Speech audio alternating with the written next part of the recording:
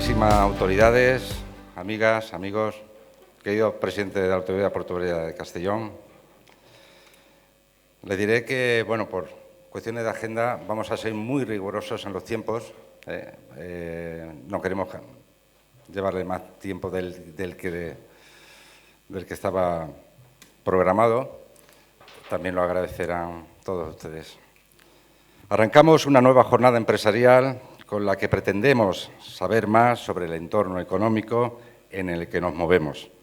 Y bajo esta premisa, conocer los avances en conectividad que se están dando en el entorno de nuestro puerto. Las posibilidades económicas que nos abren al paso de las nuevas infraestructuras en un contexto global es tremendamente competitivo.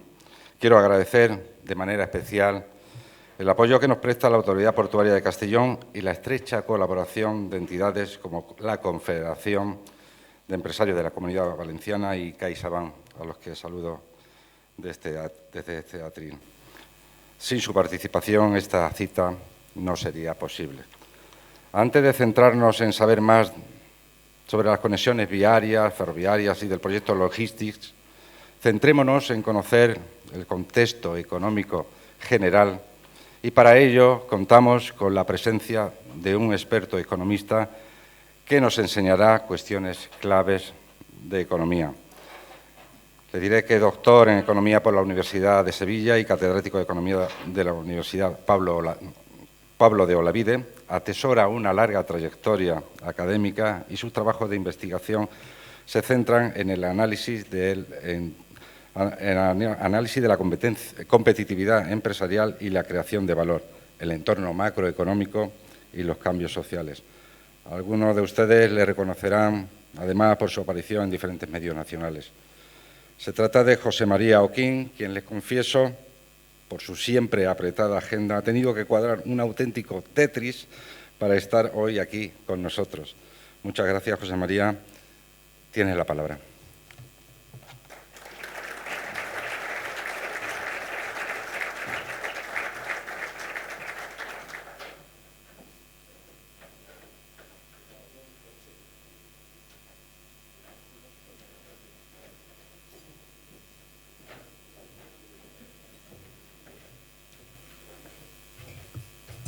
¿Qué tal? Buenos días a todos.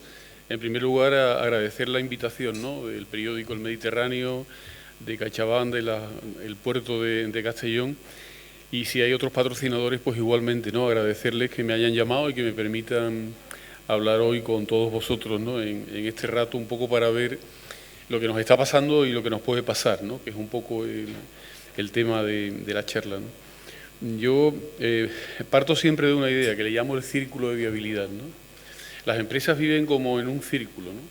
Y dentro de ese círculo, si están dentro, tienen márgenes, tienen beneficios, ganan dinero, pueden invertir en nuevos proyectos empresariales, pueden invertir en capital humano, en sus trabajadores, pueden diseñar nuevos productos, pueden innovar, pueden tener, digamos, una estrategia de futuro, ¿no? El problema es cuando salen del círculo, cuando empiezan a estar en los márgenes y los resultados empiezan a no dar los números que queremos, cuando empezamos a estar más fuera y las pérdidas vienen, y sobre todo cuando el círculo se mueve. El círculo no va a volver donde estaba antes, y muchas veces cuando el círculo se mueve y en los últimos tiempos se nos están moviendo demasiado, pues pensamos, bueno, las cosas ya volverán, ¿no?, a estar en su sitio, siempre han estado ahí, ¿por qué van a cambiar, ¿no? Y un poco lo que nos tenemos que enfrentar es que estamos viviendo unos tiempos en que hay demasiadas cosas que están cambiando y además las tendencias no son claras de percibir, sino que están alterándose sistemáticamente, están cambiando, ¿no?, de un lado para otro, ¿no? Entonces, yo voy a hablar primero de las partes de ese círculo, porque en ese círculo están nuestros clientes, están nuestros competidores, están nuestros proveedores, está la tecnología que usamos, está la nueva tecnología que empieza a aparecer por todos sitios, ahora estamos todos con la inteligencia artificial, está el Estado que regula, el Estado que pone impuestos, el Estado que hay cosas que no me deja hacer, que va cambiando también sistemáticamente, los partidos políticos. Entonces, todo este tipo de cosas hace que en muchas ocasiones yo no perciba muy bien dónde estoy y sobre todo qué es lo que tengo que hacer, ¿no? Entonces, vamos a ver un poco la parte del entorno más macro, la parte general de la economía. Vamos a ver tendencias que parecen que son claras por dónde va a ir el mundo en los próximos años Y después nos vamos a plantear cómo nuestros clientes han cambiado, cómo se ha producido en los últimos años un cambio social muy importante, y ese cambio social muy importante pues está haciendo que tengamos que cambiar las empresas, que tengamos que modificar nuestro planteamiento, que tengamos que cambiar nuestra visión, que tengamos que tener un punto de vista distinto y sobre todo que tengamos que abordar el futuro de una manera diferente a cómo la estábamos abordando hasta ahora. Este será un poco el esquema, ¿no? Tengo media hora, lo haré un poquito rápido para tocar estos 4 temas. El primero es lo que nos está pasando, ¿vale? Nos remontamos a septiembre del 21. Habíamos vuelto de la pandemia, ya nos tomábamos los gin tonic hasta altas horas de la noche, nos habíamos quitado la mascarilla, el verano había sido normal y cuando vinimos dijimos vamos a recuperar nuestro nivel de consumo. Y eso fue lo que intentamos hacer, pero las empresas no pudieron, las empresas habían parado. Habían estado durante un tiempo que los suministros no les llegaban, que los barcos estaban en un lado, que los contenedores estaban en otro, que las materias primas faltaban. Y entonces en esa situación se produjo una primera presión sobre los bienes que había y empezaron a subir los precios. Eso fue una primera inflación, fue una inflación de demanda, primer tipo de inflación. Los consumidores quieren mantener su nivel de consumo, su nivel de vida de antes de la pandemia, habían ahorrado mucho porque no los habían dejado gastar y las empresas no pudieron abastecer eso. Después, el Nord Stream 2, el segundo gasoducto que estaba construyendo Rusia, resulta que los alemanes dicen que no lo construyen. No que no lo construyen, porque ya estaba construido, lo había hecho Gazprom, 12.000 millones de dólares. Y en el momento en que se va a abrir, dicen que si el mar Báltico, que si esto, que si aquello, el caso es que no se abre. ¿Por qué no se abre? ¿No? Porque los otros gasoductos pasaban uno por Ucrania y pagaba su peaje, pasaba el otro por Polonia y pagaba su peaje, y Alemania quería mantener un poco ese nivel, ¿no?, de varios gasoductos para mantener su seguridad en el suministro y tampoco depender solamente de que le cerrara ese gasoducto grande. El Nord Stream 1 era mucho más pequeño. Al no abrirlo, Putin reacciona, corta el gas y el precio del gas empieza a subir. Al subir el precio del gas se nos mete en la electricidad y tenemos una segunda inflación, que es una inflación de costes. La inflación de demanda sigue presionando, quiere bienes. La inflación de costes nos tenemos un componente que es la electricidad y el coste de algunas materias primas que empieza a subir. Después llega la guerra de Ucrania. Cuando llega la guerra de Ucrania era un fin de semana. Durante el fin de semana Rusia entraba, tomaba a Ucrania y aquí no había pasado nada. Pero Zelensky convierte lo que es una guerra normal en una guerra emocional. Y empieza a decirle a Occidente que si te va a pasar lo mismo que le está pasando lo mismo que en Pearl Harbor, a nosotros que Guernica, que no sé qué, no sé cuánto, todo el mundo empieza a agobiarse, empiezan a meter dinero y lo que era una guerra de un fin de semana se ha convertido en una guerra larga. Cuando tenemos un problema entre personas, entre empresas, entre instituciones, entre países, siempre tenemos 3 maneras de resolverlo. La primera es llegando a un acuerdo. Va a ser difícil que Rusia y Ucrania lleguen a un acuerdo. A lo mejor llegan, pero van a tardar. La segunda es que alguien gane, con el mundo occidental presionando y poniendo fondos y recursos a favor de Ucrania y Rusia y ahora incluso Corea del Norte enviando armamento a Rusia, va a ser bastante complicado que alguien gane. Y cuando ni acuerdo ni nadie gana, entonces tenemos la tercera salida, el aburrimiento, el tiempo que pase. Y nosotros nos estamos aburriendo ya. Va pasando el tiempo, el tema de Ucrania está ahí, de vez en cuando Zelensky hace algo y dice otra vez no sé cuánto y tal, pero el caso es que ese tema se ha quedado ahí, ¿no? Cuando la guerra de Ucrania se activa y empiezan las sanciones a Rusia, Rusia reacciona cortando mucho más el gas y además no nos deja comprar todas esas sanciones el gas ruso y el precio del gas ya se dispara. Las empresas ultraintensivas en electricidad, como son muchas de las que hay en esta zona, empiezan a ver que los costes no salen, que tienen que repercutir en precios unas cantidades de costes que hacen que los precios sean astronómicos. Los consumidores ven que empiezan a subir el precio de una serie de componentes iniciales, pero es que después el coste de la electricidad se me va metiendo en todos los productos. Se me va metiendo en los productos agrarios, se me va metiendo en las manufacturas, se me van metiendo en los productos terminados y entonces tenemos una situación de inflación generalizada. Inflación de demanda, inflación de costes. La demanda sigue tirando. Los consumidores quieren mantener su nivel de vida, pero las empresas con los costes que les están viniendo y los problemas de suministro repercuten en esa subida. ¿Qué hacer cuando tienes una inflación? Parar la economía. Eso lo aprendimos de los años 70, de los años 80. Y la forma de parar la economía son 2. Una, el Estado deja de gastar, cosa que no ha hecho, ha seguido gastando. Y otra, los bancos centrales quitan dinero de la economía. Al quitar dinero de la economía, los tipos de interés suben. Y al subir los tipos de intereses, como me cuesta más comprarme una casa, comprarme un coche y sobre todo a vosotros refinanciar los préstamos que tenéis y los nuevos proyectos de inversión, ahora los tenéis que financiar a unos tipos de intereses más altos para la inversión empresarial. Entonces la economía se va parando. Lo hicieron inicialmente los bancos centrales, no se atrevieron. Pensaron que esto de la inflación era algo que se iba a controlar en poco tiempo. Fue otro error, como pensar que la guerra de Ucrania era corta. Y entonces dejaron pasar el tiempo, los tipos de intereses no subieron, la inflación se fue consolidando, no querían parar las economías estaban además en un proceso muy complicado, habían salido de la pandemia, habíamos tenido unos trimestres de crecimiento muy bajos, después con la guerra de Ucrania también, otra vez los crecimientos fueron bajos, entonces decidió no subir demasiado los tipos, pero la inflación persistía. Y cuando la inflación persistió, tuvieron que subir los tipos. Entonces tenían dos estrategias. Una estrategia, le llamamos la tasa de sacrificio dura y la otra la tasa de sacrificio suave. La tasa de sacrificio dura era poner los tipos de interés al 8%. Si se va el paro español al 20%, da igual. El caso es que esto lo tenemos que parar en seco. Esto es lo que persiguen los halcones. Los halcones son Alemania, Holanda, Austria. Y por la otra parte, Estados Unidos. Esto es lo que esperábamos además de Estados Unidos, pero no hicimos esto.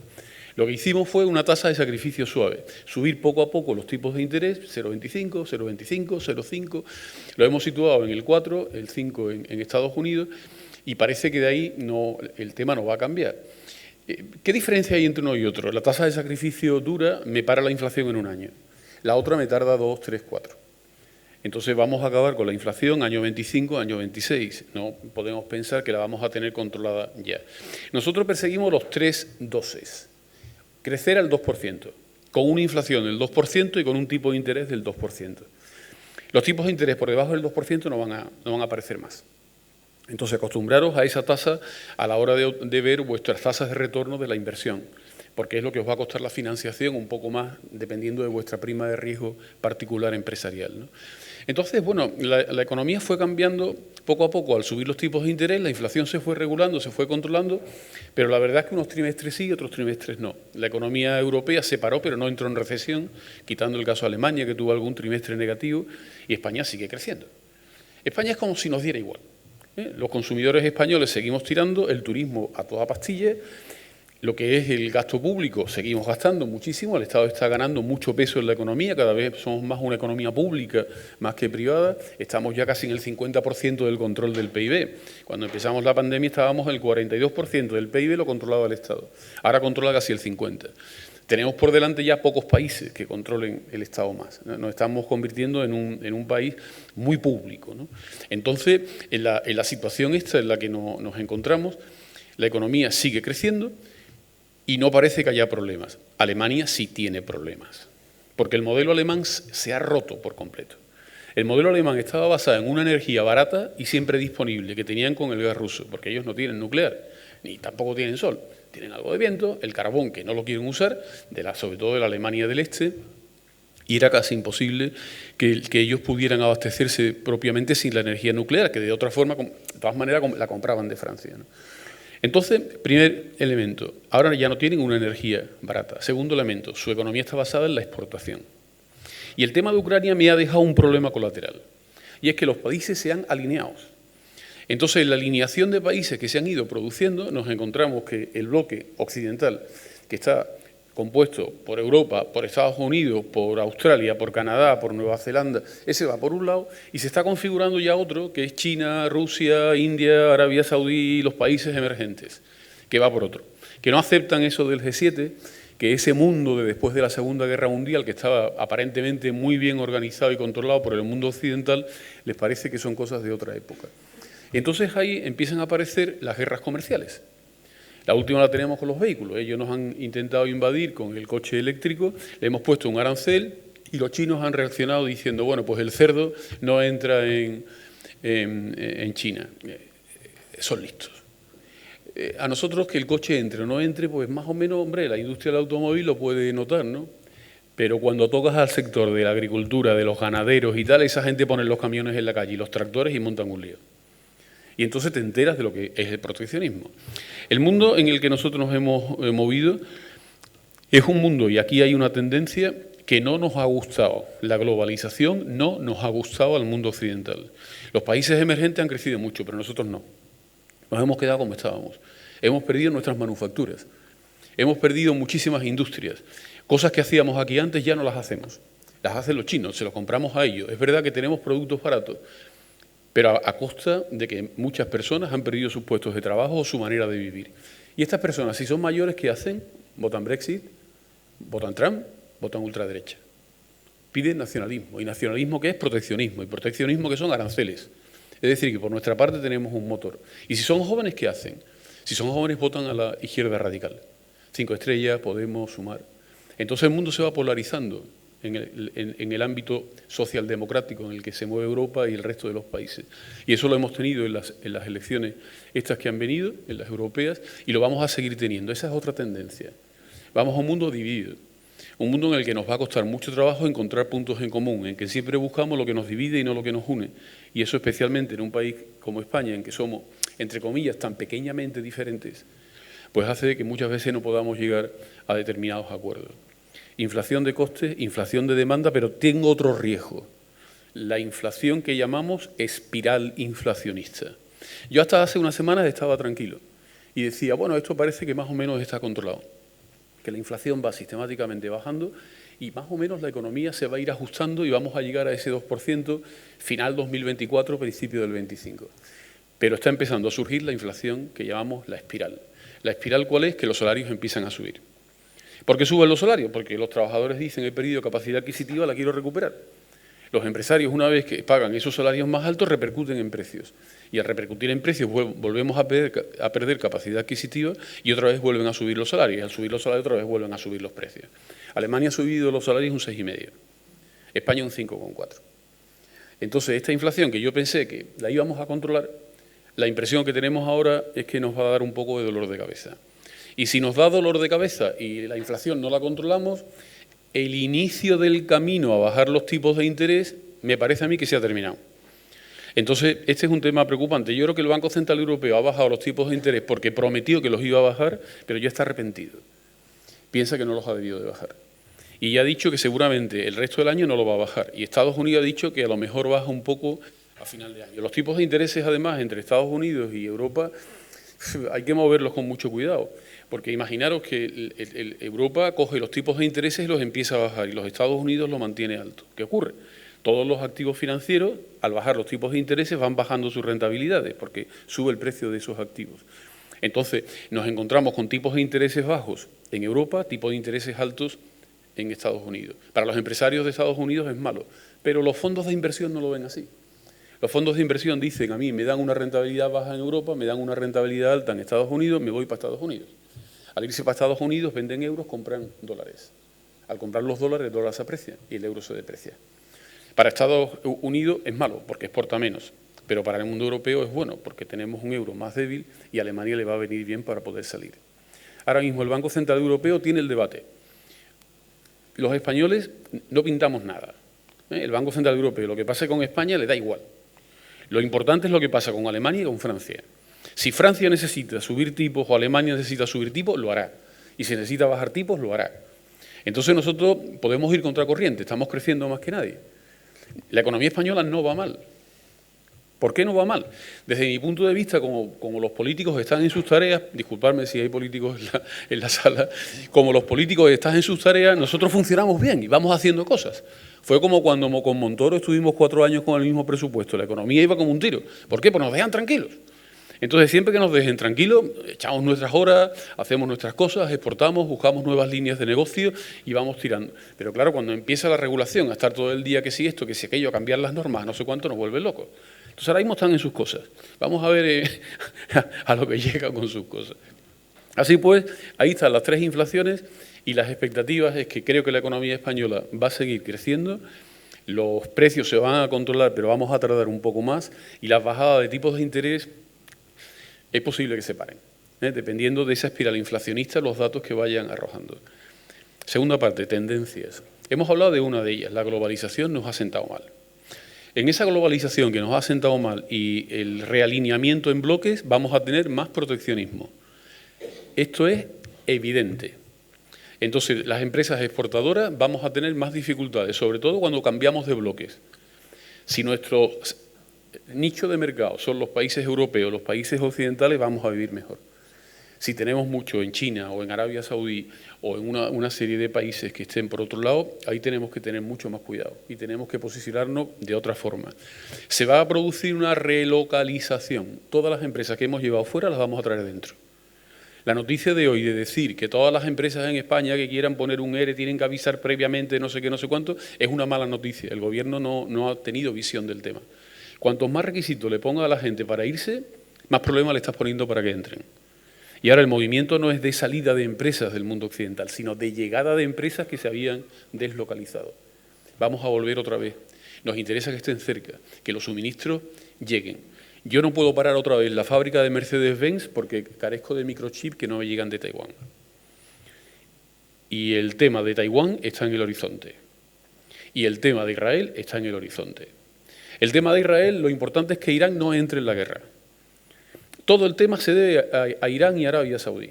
Arabia Saudí va a hacer un pacto con Israel, está cada vez metiéndose más en el mundo occidental, que si el Mundial de Fútbol, que la LIV de golf, que no sé qué, que no sé cuánto, quiere un poco acercarse, y al mundo árabe eso no le ha gustado un pelo, y sobre todo a Irán.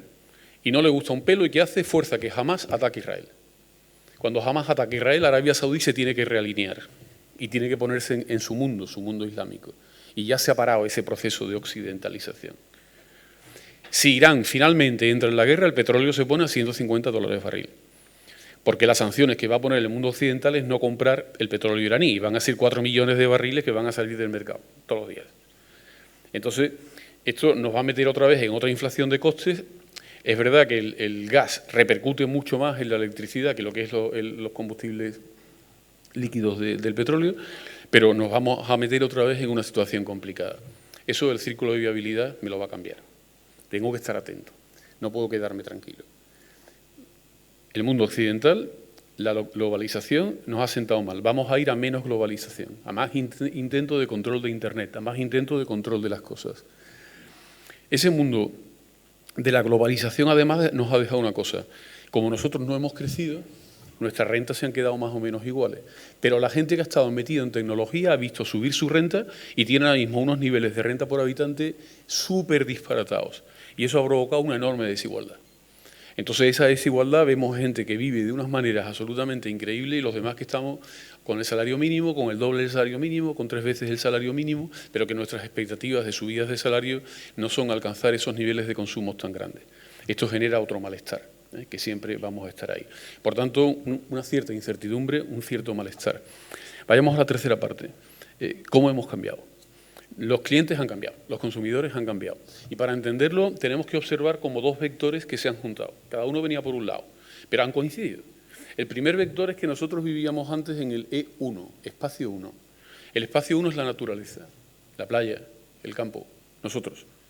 Cuando estamos en el espacio 1 sonreímos. Esta es una ciudad que tiene la suerte de estar casi en el E1. Tiene el mar muy cerca, tiene las montañas cerca. No hay demasiada tensión, porque nos hemos acostumbrado desde hace 2 siglos y medio a vivir en el E2, la ciudad. En la ciudad es donde trabajamos, en la ciudad es donde vamos a ver un partido de fútbol, donde vamos a un concierto, donde vamos a comprar, donde vamos a un restaurante con los amigos. Nuestra forma de vivir es ya urbanita. Y hemos estado viviendo entre el E1 y el E2 durante mucho tiempo. En algunas ciudades el E2 es tan potente que te echa el fin de semana al E1, es Madrid, por ejemplo. La gente de Madrid se tiene que ir el fin de semana, no puede vivir allí. Entonces, el sábado y el domingo o el viernes por la tarde ya están todos corriendo. Pero en otras ciudades el equilibrio entre el E1 y el E2 es más llevadero. Cuando pensamos en el E1 sonreímos y decimos vacaciones. Cuando pensamos en el E1 pensamos en la felicidad. Nosotros somos parte de ese 1, pero ha surgido el E3, el espacio digital. En el mundo del espacio digital cada vez pasamos más horas. Estamos mandando la información y estamos tecleando y estamos haciendo nuestras tareas laborales con el compañero de aquí al lado, pero va por el sistema, no va directamente. Tenemos nuestro WhatsApp, donde tenemos a los compañeros para jugar al tenis, tenemos a los compañeros para ir a cenar los viernes, tengo mi familia más reducida, mi familia más amplia, a los compañeros de la facultad, tenemos distintos círculos, vamos enviando cosas. En el mundo del E3 es donde estamos tomando cada vez más decisiones, cada vez vamos comprando más. La pandemia ha agudizado el mundo del E3, porque cuando de pronto nos encierran dicen, al E1 no puedes ir, porque no te dejo. En el E2 te contagias ¿Y qué es lo que te queda? El E3. Bueno, buscamos un espacio intermedio, el E2.5, mi casa. Mi casa, que necesitaba de pronto un sitio de teletrabajo, que necesitaba más cortinas, un sofá distinto, que yo vivía en un sitio con pocas ventanas, ahora quiero tener una terraza y un sitio a lo mejor más en las afueras. Me ha hecho cambiar. Pero me ha metido en el E3 de cabeza. Gente que no estaba en ese mundo del E3 ha ido entrando y cada vez comprando más porque no hemos tenido otra opción. Entonces el mundo del E3 ha ido creciendo y cada vez ha sido más gente la que ha ido entrando. Pero eso hablamos un poco más tarde. Vamos a analizar el otro vector. El otro vector que ha ido llegando es el vector de cómo hemos ido entendiendo quiénes somos realmente en la sociedad cada uno de nosotros. Nosotros éramos gente más o menos ordenada, limitada. Vivíamos los años 60 del siglo pasado. Entonces sabíamos a dónde podíamos llegar. La sociedad te permitía ascender a través de la educación, la universidad, pero no había muchos canales de ascenso. Después vino mayo del 68 y la modernidad, lo moderno. El futuro es mejor que el pasado. Vas a tener canales de ascenso, posibilidades de cambio. Es una promesa muy positiva. Y esa promesa positiva nos dejó todavía algunas ideas que subsisten, como por ejemplo la moda. Yo me compro una corbata nueva, voy a estar más guapo que con la corbata del año pasado, aunque la corbata del año pasado sea más bonita, pero yo voy a estar más guapo con lo nuevo. Entonces, el tema de lo nuevo se nos ha quedado de la modernidad. Las promesas de la modernidad no se cumplieron. Llegó la crisis de los 70 y de los 80, una crisis de petróleo, una crisis de inflación, que nos costó mucho trabajo entenderla. Y entonces nos fuimos haciendo escépticos, nos fuimos haciendo críticos, fuimos cambiando de marca de coche, de partido político, nos fuimos divorciando. Empezamos a pensar que los principios en los que yo me movía y la creencia que yo tenía en el futuro tan positiva empezaba a tambalearse. Nos metimos en una sociedad de movilidad líquida y empezamos poco a poco a buscar un nuevo referente. Y lo buscamos, y lo buscamos, y lo buscamos, y lo hemos encontrado. El referente soy yo. Soy hiperindividualista. Y en ese hiperindividualismo que lo que me interesa es lo que yo hago, cómo me muevo, cómo me muestro, cómo me enseño, el mundo del E3 me ha dejado el sitio. Y entonces ahora en el mundo del E3 yo pongo un blog que nadie lee, pero yo escribo. Pongo todas mis fotos en Instagram, que nadie las mira, pero yo las pongo. Y después recibo los 25 likes con los que soy feliz. Solamente persigo los 25 likes, el resto me da igual. Pero yo soy el centro. Entonces tengo que tratar a los clientes a nivel individual. Son el centro. Se consideran así. Esto naturalmente, cuando han ido avanzando, se han dado cuenta de otra cosa. No queremos tener cosas, sino sentir cosas. El mundo de las sensaciones es por el que estoy dispuesto a pagar. Las sensaciones son muchas y en cada una de vuestras empresas y con vuestros clientes manejáis sensaciones distintas. Pero el mundo de las sensaciones es el que hace que pague precios más altos y por el que paga un valor. Ahora la gente cuando decide dónde va a cenar el viernes con los amigos está desde el martes y el miércoles mandando mensajitos con los enlaces de los restaurantes. ¿Dónde vamos a cenar este viernes? A este, mira, tengo uno nuevo, no sé qué, no sé cuánto. Empezamos todos a entrar en el grupo de WhatsApp, a ver los enlaces, a ver los menús, a ver las cartas, a ver la carta de vino. El restaurante que no está en internet no va a nadie. El mundo del E3 ya empieza a ser absolutamente exigente. Pero es que después, cuando decidimos dónde vamos, llegamos allí y al llegar decimos, bueno, venga, ¿qué vamos a comer? No sé qué, no sé cuánto. Casi todos sabemos lo que vamos a comer. Hemos visto la carta del menú y el restaurante, si lo ha observado bien, sabe perfectamente lo que vamos a cenar. Sabe perfectamente el vino que vamos a pedir. Hemos estado mirándolo, hemos estado contrastando. Y WhatsApp sabe perfectamente lo que va a pasar esa noche. Nos hacemos el selfie para los amigos que no han podido venir porque no han encontrado el canguro. Después empieza y nos ponen el primer plato, ¿no? Y me ponen el primer plato y saco mi teléfono para hacerle una foto y digo, a este restaurante no vengo más porque la luz no es buena para sacar la foto. Entonces voy sacándole la foto a los platos, vamos comiendo, a nadie le importa la comida, sino es todo el reportaje que estoy haciendo. Después hacemos otro selfie al final con un vídeo para los amigos, no sé qué, no sé qué, no sé cuánto. Y el fin de semana, ¿qué es lo que hago? Edito los materiales. Me pongo a editar la cena, me pongo a editar cómo estaba, no sé qué, no sé cuánto. Y después los publico y después espero los likes. ¿La comida era importante? Eran las sensaciones desde el principio hasta el final. Ese mundo de las sensaciones es el que nos tenemos que centrar. Los productos ahora tienen una parte hard y una parte soft. Bocadillo de jamón, el mejor jamón del mundo, España. El aceite, España. Los mejores tomates, toda la costa para abajo, España. El pan, hacemos un buen pan. Hacemos un buen bocadillo de jamón, el mejor. ¿Es importante? No. Lo importante es con quién me como el bocadillo de jamón, qué música suena, cómo está decorado el local. Cuando yo cuelgue mis fotos comiéndome el bocadillo de jamón, la gente va a decir, vaya el tío donde ha estado, no sé qué, no sé cuánto. Eso sí, me toco con el Photoshop y me voy gestionando para parecer lo mejor posible. No como cuando yo me levanto por la mañana, sino arregladito, guapo y tal. Esto está creando un problema entre las generaciones, ahora hablamos de ellas. Porque la gente quiere igualarse a las visiones maravillosas que salen en el E3. Y está creando mucha frustración entre la gente joven, sobre todo las chicas, que piensan que no van a poder alcanzar ese nivel estético que muchas influencers están intentando alcanzar. Mis alumnos, ellos quieren pegar pelotazos en Bitcoin y ellas quieren ser influencers. La economía les importa bastante poco, pero ese es el objetivo que están persiguiendo. Vamos al tema de las generaciones. Naturalmente, el mundo este del E3, donde nos hemos metido, y esta nueva visión de sentir cosas y no tener cosas, hace que tengamos que estructurar la sociedad por edades. Hay excepciones, lógicamente, pero no es lo mismo. Tenemos los Selenial, tienen más de 70 años, están jubilados. Son gente que antes viajaba muchísimo, estaba a tope, estaban muy contentos, ¿no? Pero a ellos vino el COVID y los ha destrozado. Muchos de ellos no están con nosotros y otros están súper preocupados por la salud y ahora con pocas ganas de hacer cosas, ¿no? Después viene mi generación, los baby boomers, somos muy numerosos. En nuestra época no había mucha televisión, nuestros padres se divertían de otra manera y yo tengo 6 hermanos. Entonces, somos muchos, estamos entrando en la jubilación, nos vamos a chupar del presupuesto público una pasta enorme, es un problema de 25 años, que es la esperanza de vida que tenemos, máxima, y después ya ese problema irá desapareciendo. Pero nuestra generación es una generación relativamente satisfecha. Vivimos mejor que con nuestros padres. Nos fuimos de casa pronto porque no nos dejaban llegar a la hora que queríamos, porque no podíamos meter a la novia en casa, porque ellas no, tenían que estar a las 10 de la noche allí, porque queríamos libertad, queríamos salir. Y a nosotros nos expulsaban fuera una manera de vivir que queríamos alcanzar. Conseguimos cosas, pero aprendimos que nuestro nivel de renta más alto lo tenemos entre los 52 y los 55 años, no inmediatamente. Sabemos que hay que esforzarse, que hay que realizar una trayectoria, pero que al final las cosas se consiguen. Hemos educado fatal a nuestros hijos. Papá, el coche, la llave del BMW. Papá, que me quiero ir a Venecia a un cumpleaños de no sé cuánto, pon la pasta. Papá, que me dejas el apartamento y me voy con mi novia este fin de semana, las llaves del apartamento. Pero es que así tu hijo no va a aprender el valor de las cosas, ya tendrá tiempo. Ya tendrá tiempo. Tú sabes a mí lo que me ha costado tener esto, que disfrute. Que disfrute. Esas generaciones que vienen por detrás, ahora hablamos de ellas, son los millennials.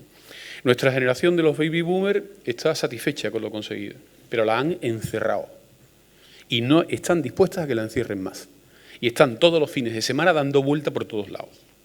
Es el turismo nacional que tenemos sin parar. Es una generación que dicen, a mí no me meten más en mi casa de ninguna manera.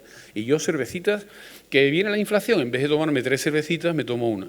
Porque la sensación no es tomarme una cerveza, o 2, o 3. La sensación es estar sentado en la terraza. Entonces lo importante para mí es estar sentado en la terraza con mis amigos charlando. Me da igual tomarme una cerveza que 5. Es que con el precio de la cerveza vamos a salir menos. No, no, no. Lo que alargamos más es la cerveza. Porque yo lo que pretendo es estar sentado en la terraza. Baby boomer. Tercera generación, la generación del éxito, los que nos gobiernan. Una generación joven muy competitiva. Echan horas, se cree en la cultura empresarial. Esto es una cuestión de esfuerzo. Y hay que ganar, hay que ser competitivos. Tenemos que alcanzar los mejores niveles de calidad, tenemos que alcanzar los mejores niveles de eficiencia, tenemos que estar siempre forzando ese tipo de cosas. Esta generación es la que nos gobierna en la parte del PSOE, porque la parte de Podemos es la de los millennials, que es la que viene detrás. La generación de los millennials es la generación frustrada. Tienen entre 30 años y 44, 45 aproximadamente, por ahí, ¿no? Es una generación que les ha caído la crisis de 2009, les ha caído la pandemia, les ha caído todo. Es una generación que vivía muy bien con sus padres y que ahora de buenas a primeras los han cambiado de trabajo cada 6 meses. No ganan más del salario mínimo interprofesional y no tienen expectativas de ganarlo. Y esa es la generación que dice, no quiero tener cosas. Quiero conducir, le pido el coche a mi padre.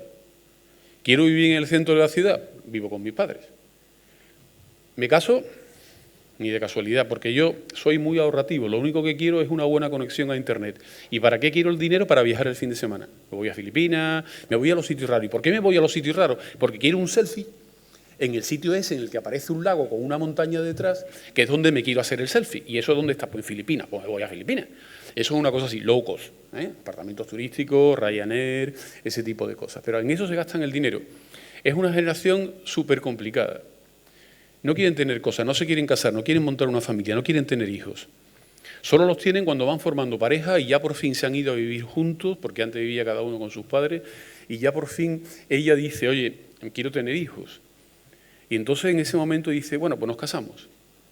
Y empiezan a construir esa familia que necesita una casa, vivienda, toda una serie de electrodomésticos y tal. Pero eso tarde, no pronto.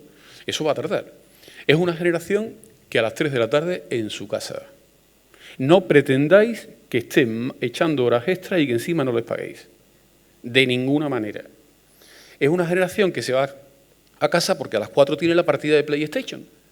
Es que hay que entenderlo, está con los amigos, está programada y eso es más importante. Trabajan en la empresa perfectamente, pero que se crea la cultura de la empresa, ni hablar. La cultura del esfuerzo que me estás contando. Es una generación que además juega a los videojuegos. Está con un videojuego y cuando lo domina, ¿qué hace? Cambio de videojuego. Entra en una empresa y cuando se aburre, ¿qué hace? Se va. No está dispuesto a que lo aburráis en las empresas. Le tenéis que cambiar las tareas, las actividades, tenéis que organizar las empresas de forma que vayan rotando, que vayan haciendo cosas distintas, porque si no, no me aporta nada. Tío José, me voy de mi empresa, pero si estás en Cambridge, estás en una farmacéutica brutal, que ha trabajado para AstraZeneca en el tema de las vacunas. ¿Cómo te vas ahí de tu empresa, que tienes un contrato fijo, que te están pagando una pasta? Es que siempre hago lo mismo. Que siempre haces lo mismo, pero ¿tú estás loco? Sí, me voy. Les he dicho que me voy, que ya aparecerá otra cosa. Efectivamente, aparece otra cosa, otro laboratorio ya en España, con los horarios que quiere, con teletrabajo que los ha negociado, y así consiguen las cosas. La gente que tiene el talento, no lo retengo. Tengo que estar pensando que son diferentes, que quieren hacer las cosas de otra manera, que tienen otra visión. Después vienen los centennial, son los que yo tengo en clase en primero. Tienen entre 15 y 25 años, son los irreverentes. Mamá, ¿tú me vas a decir a mí lo que yo tengo que hacer? ¿Y tu papá me vas a decir que estudie qué? Mira, ¿os habéis visto la pinta que tenéis? No sabéis nada de tecnología, no entendéis el mundo. No leen periódicos, no escuchan la radio, no ven televisión, todo es youtuber, todo es medios, redes sociales, influencer. Hemos tenido un resultado patente en las elecciones europeas en España. Nadie sabía quién era este tipo. Y sin embargo, ahí lo tienes con 800.000 votos y no ha utilizado ninguno de los canales tradicionales de comunicación. El mundo ha cambiado. El mundo de los centennial no es un mundo maleducado, pero es un mundo que piensa que los principios en los que tú te mueves no tienen ningún sentido. El profesor este con la barbita y el pañuelito me va a contar a mí algo interesante. Pero tú le has visto la pinta que tiene. No te los gana por la autoridad. No te los gana porque sea su padre, ni porque sea su jefe. Te los gana por el respeto. Tienes que demostrarle todos los días que lo que tú estás diciendo sirve para algo, que lleva razón. Es agotador. Pero es lo que hay. Cuando lleguen a las empresas, iros preparando, lo van a intentar cambiar todo. Porque ellos piensan que todo lo que habéis estado haciendo es un error, que todo está mal, que ellos son los que tienen los principios básicos de cómo funciona el mundo, porque la tecnología los ha ido cambiando. Estas dos generaciones están en Internet metidos hasta la cabeza. El mundo del E3 está por ahí. A medida que vayan avanzando, cada vez el mundo del E3 va a ser más potente y las empresas tenemos que posicionarnos en ese mundo. Y sobre todo tenemos que tener una visión de esas generaciones, porque no piensan como las generaciones anteriores. Son muy distintas, son diferentes. ¿Qué hacen las empresas? Y ya termino. Pues las empresas lo que hacen es cambiar su esquema. Y dicen comprar, producir, vender. No. Comprar, producir, vender, no. Front office, back office. ¿Qué es front office? Mi relación con mis clientes, con mis proveedores. Yo cómo me relaciono con ellos. Entonces tengo que estructurar mi empresa pensando en cómo me relaciono con esta gente. Y tengo que conseguir dos cosas. Una, crearles valor, sensaciones. Que ellos piensen, si les estoy vendiendo un coche o un bien, el que sea, ¿qué van a sentir cuando lo tengan?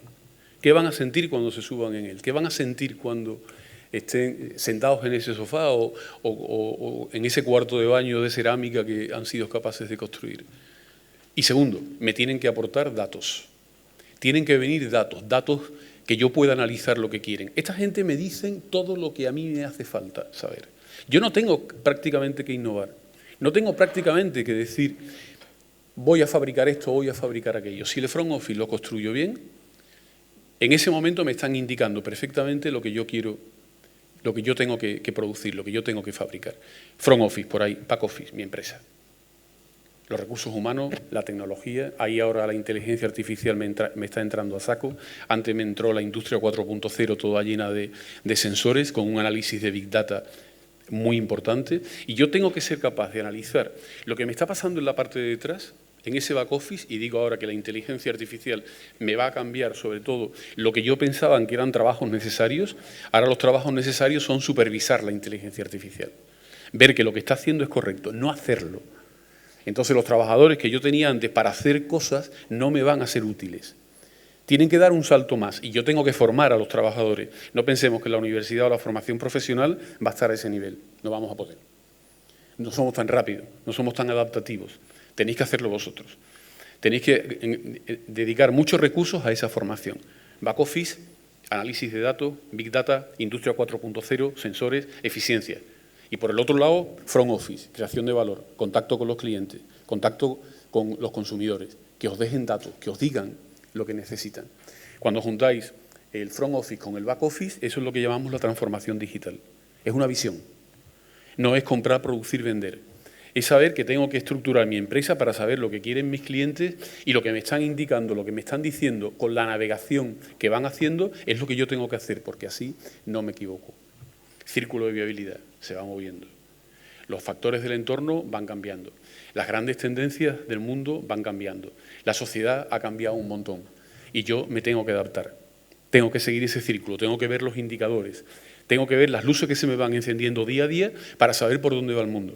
Y de esta manera estar siempre dentro y tener siempre un proyecto de futuro. Gracias.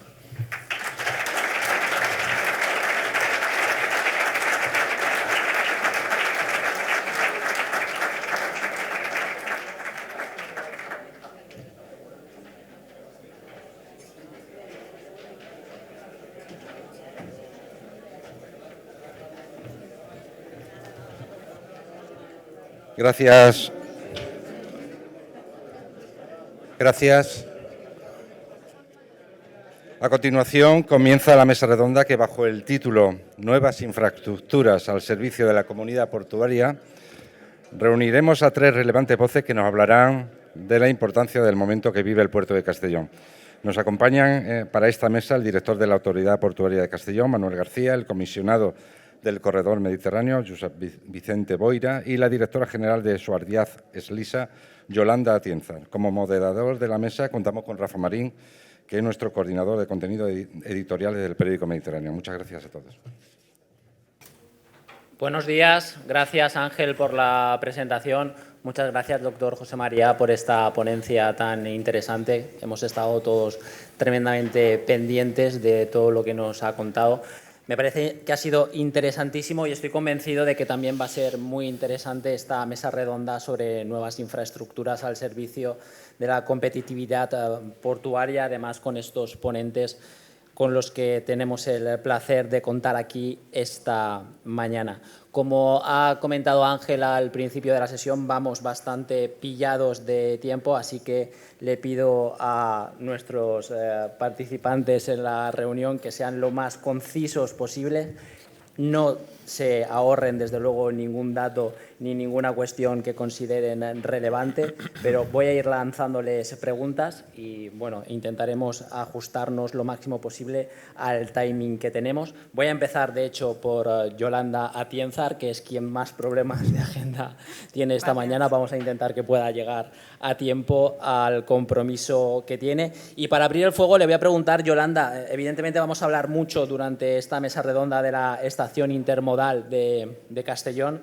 Quería preguntarle primero por las fortalezas y, sobre todo, me gustaría que nos hiciese una valoración de la apuesta de la Autoridad Portuaria de Castellón por mejorar la conectividad ferroviaria y por aumentar la cuota del transporte de mercancías por tren frente a la carretera. Bueno, primero, gracias por la invitación. Es un placer poder estar aquí y gracias por la atención de empezar la primera Gracias. Pues, a ver, es una oportunidad para la Autoridad Portuaria de Castellón, pero para toda la región, ¿no? El poder tener una terminal intermodal.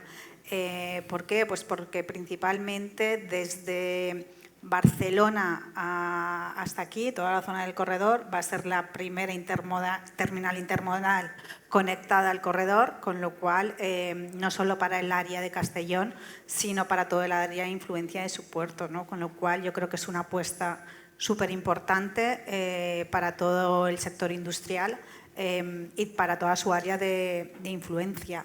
Además tiene una zona industrial alrededor muy potente, que también es difícil encontrar suelo industrial en zonas cercanas a las terminales intermodales, con lo cual creo que es una oportunidad y también no solo para el puerto, sino que tiene que ser apoyada desde todas las instituciones, es decir, el tren y las mercancías no se van a subir al tren porque esté la estación intermodal, sino que tiene que ser una estación intermodal competitiva, tiene que ser atrayente para los cargadores, para los explotadores, para los usuarios, ¿no? Que luego van a utilizar esos productos y que no se produzca un encarecimiento, una elevada de precios de los mismos por utilizar el ferrocarril, con lo cual creo que es un reto importante y que necesita la ayuda de todos los agentes, desde luego.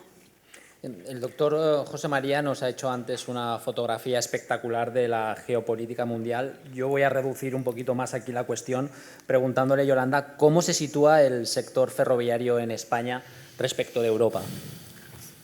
Pues yo creo que Josep puede tener más información al respecto, pero bueno, la verdad es que nos queda mucho por hacer.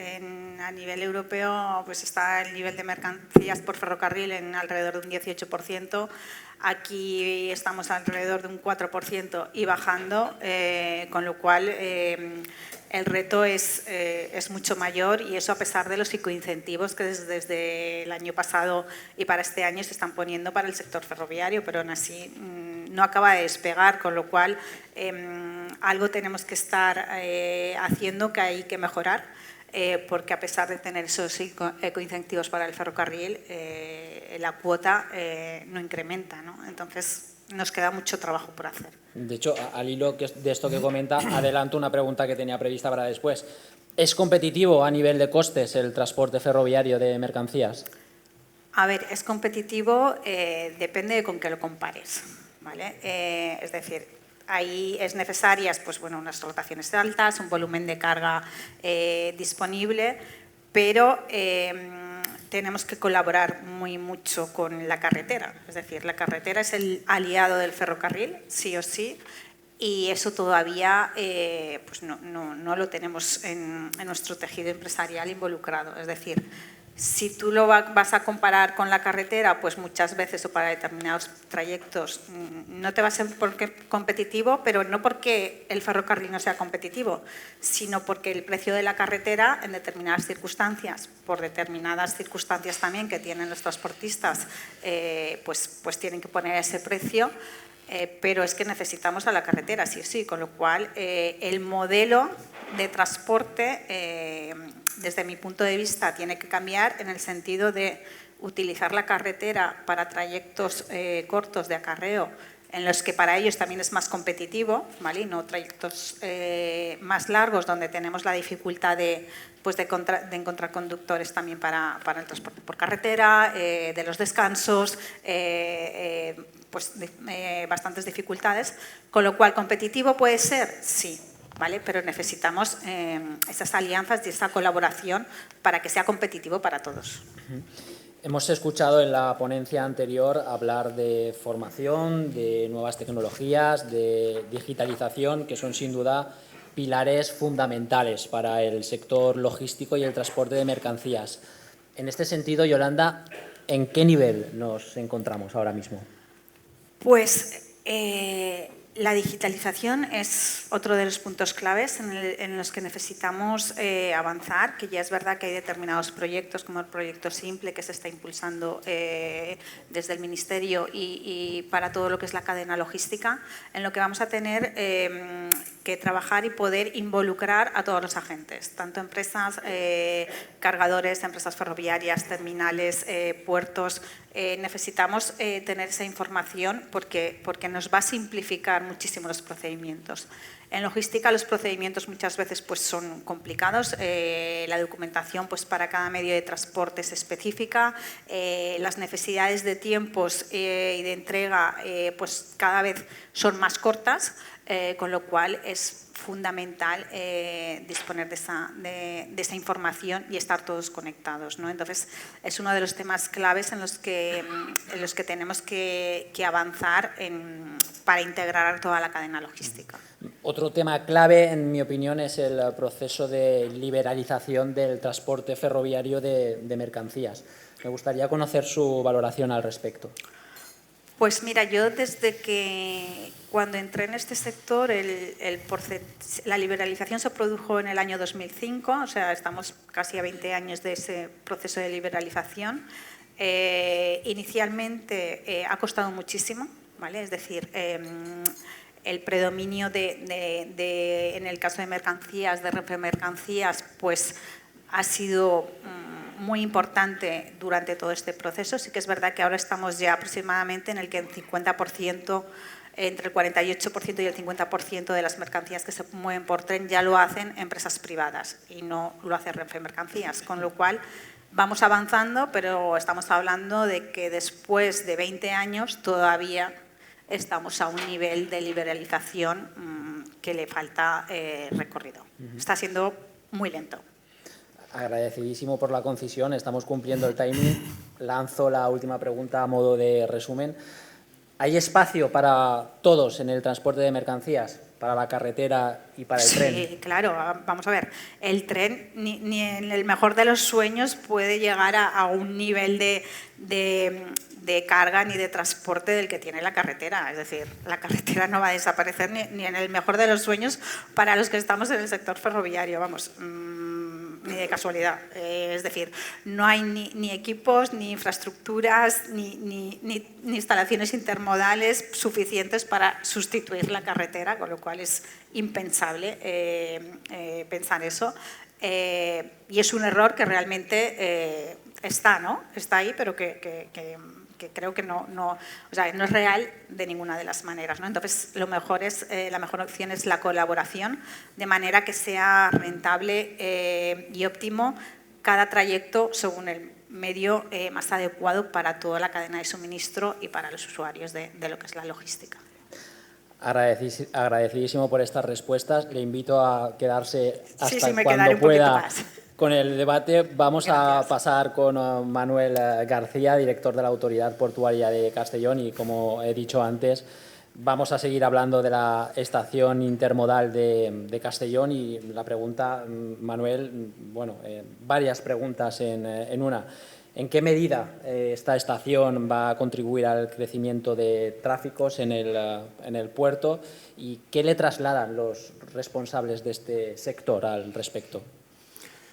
Bueno, esta infraestructura para un puerto es crítica, es básica, ¿no? Un puerto que no esté conectado con ferrocarril, pues es un puerto que no tiene mucho potencial de crecimiento. Actualmente el puerto de Castellón pues tiene un hinterland natural bastante reducido, son 6 provincias, incluyendo Baleares, que se suministra de combustible a través de BP y del puerto de Castellón. El resto es un hinterland muy próximo, ¿no? Digamos que de Valencia a Teruel es difícil pasar. Con una estación intermodal o con una conexión ferroviaria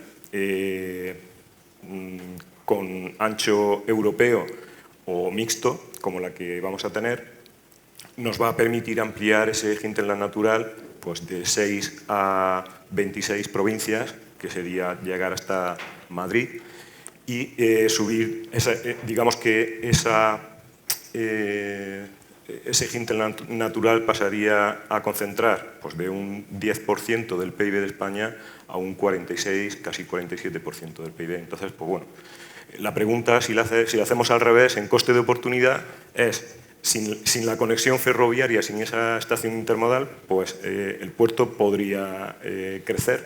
Pues yo creo que no. Siguiendo precisamente con ese paradigma y habiendo mencionado todas estas provincias y teniendo además en cuenta que la estación intermodal de Castellón, creo que estamos todos de acuerdo en que es un guiño muy importante al sector de la cerámica en la provincia, la pregunta que lanzo es muy concreta. ¿Considera que esta apuesta del puerto de Castellón puede favorecer las exportaciones del producto acabado respecto al puerto de Valencia? A ver, no creo que el sector de la cerámica, gracias a la estación intermodal, vaya a crecer en exportación. Ya es un sector muy exportador. Lo que sí creo y estoy convencido es que la estación intermodal aportará competitividad a las exportaciones de toda la provincia. Sector cerámico, por supuesto, pero también al petroquímico. ¿Por qué? Pues porque la tendencia es esa. O estamos conectados con ferrocarril, o ferrocarril es igual a sostenibilidad, a planificación. En el caso de los graneles, la planificación es total, porque son materias primas. En el caso de productos terminados como azulejo, pues bueno, quizá sea más difícil planificar, pero vamos más hacia servicios regulares. Y el ferrocarril es volumen, ir de un punto A a un punto B. A, B y C es más complicado y es un transporte más rígido. Entonces, pues bueno, ¿aquí hay masa crítica suficiente como para aprovechar la estación intermodal? Sí. Aparte de que el sector cerámico exporta el 75% de lo que produce, sus principales mercados están, bueno, Estados Unidos, que es interoceánico, pero para el tráfico continental con Francia, Alemania o Reino Unido incluso, pues va a ser una infraestructura muy relevante. Hablamos de la estación intermodal, hablamos de los accesos ferroviarios y después te preguntaré por los anchos, pero yo que vengo del mundo del deporte, ¿estas infraestructuras permitirán al puerto de Castellón jugar en otra liga? Sin duda, la estación de mercancías es la estación de Castellón. Castellón no tiene a día de hoy ninguna estación de mercancías. El puerto está haciendo de tractor para que se ejecute una inversión de 335 millones de euros. Yo siempre pongo el IVA para que parezca más, para engordar, ¿no?, la cifra, pero es una infraestructura súper importante, una inversión muy importante que si no fuese por los fondos MRR, difícilmente la provincia, no ya el puerto, se habría podido permitir esta inversión, que nos va a conectar al corredor mediterráneo, y el corredor mediterráneo yo creo que es otra liga, ¿no? El pasado 13 de junio la Comisión Europea publicó la nueva red TEN, en la que el puerto de Castellón aparece por primera vez como puerto de la red básica de transporte de la Unión Europea, y eso es otra liga, ¿no? Se lo voy a preguntar después también a Josep Vicent. El contenido va a ser el mismo, el formato cambiará un poco, pero con un corredor mediterráneo en el que van a coincidir diferentes anchos, ¿se corre el riesgo de que no se termine incrementando como nos gustaría la cuota del ferrocarril? Yo creo que no. Yo creo que nos vamos a tener que adaptar al tráfico internacional. Históricamente, la península ibérica, Portugal y España han jugado en ancho ibérico, y Europa juega con ancho estándar. Si queremos que los trenes al cruzar la frontera con Francia pues no tengan que parar y sea igual que cuando se cruza la frontera en camión, pues hay que cambiar de ancho. Hacia el norte será en ancho estándar, hacia el sur pues podrá ser estándar o podrá ser ibérico, ¿no? Desde luego hay una progresión espectacular en el puerto de Castellón, una simbiosis entre la expansión de la Dársena Sur, el centro Logistics, la estación intermodal de la que estamos hablando. Me gustaría preguntarle por una valoración de esta simbiosis y también de una manera más directa preguntarle por cómo considera que contribuye el puerto de Castellón a algo tan importante como es la generación de empleo y de riqueza con estas obras. Bueno, las obras de ferrocarril tendrán su tiempo. En junio de 2026 tiene que estar acabado. Ya he mencionado la inversión. Digamos que esto va a ser la línea que una el puerto con el corredor mediterráneo, pero es que tenemos una joya de la corona, que es una bolsa, como ha mencionado Yolanda, ¿no?, de 2 millones de metros cuadrados. No hay otra igual en el Mediterráneo. La había hasta que en Sagunto aterrizó Volkswagen, ¿no?, y se quedó con prácticamente Park Sagunt 2. Con lo cual, pues, yo creo que tenemos una joya, ¿no?, una joya, 2 millones de metros cuadrados de superficie nueva, industrial, con posibilidad de parcelas XL, entre un puerto y un corredor mediterráneo, y además con una estación intermodal con estándar europeo, trenes de 750 metros, con capacidad para 90.000 TEUs en el centro. Aprovechando ya en el tiempo de descuento, lanzo la última. Yolanda ha comentado algo al respecto. Me gustaría preguntarle por su valoración respecto a los ecoincentivos para fomentar la subida de mercancías al tren. ¿Considera que incrementarán la cuota en el ferrocarril estos ecoincentivos? Pues ojalá, por lo menos es una forma de animar a los cargadores a subirse al tren, ¿no? Lamentablemente, como ha dicho Yolanda, la cuota modal del ferrocarril en el transporte de mercancías en España es muy baja, ¿no? Un 4%.